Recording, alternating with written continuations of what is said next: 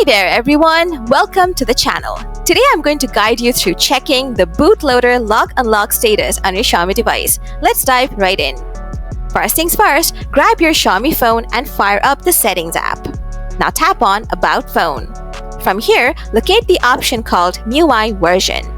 Quickly tap on it 7 or 8 times until you see the message, "You are now a developer." After that, developer mode will be activated. Now, backtrack to the previous settings page. Scroll down until you find additional settings.